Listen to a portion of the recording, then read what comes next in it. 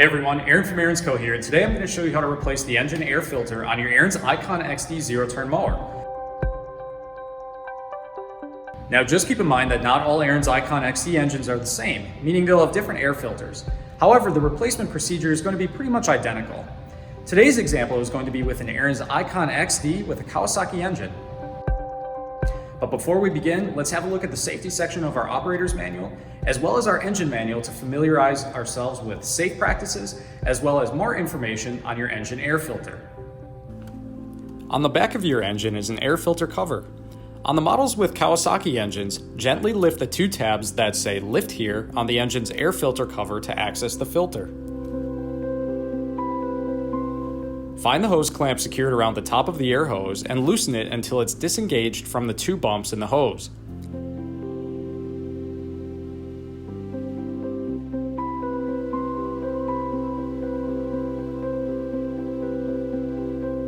With the clamp out of the way, gently pull the air hose out of position while wiggling the air filter out of the air hose. This hose is somewhat flexible, but just be gentle as you're maneuvering it. Visually inspect the filter. If it's clean, there's no need to replace it, but if it's soiled or clogged with debris, it will need to be changed. If you mow more frequently and in drier and dustier conditions, you'll need to replace your air filter more often.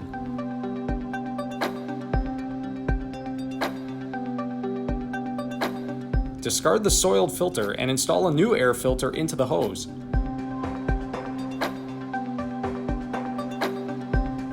Once the filter is completely engaged in the hose, reposition the clamp between the two guides and tighten the hose clamp.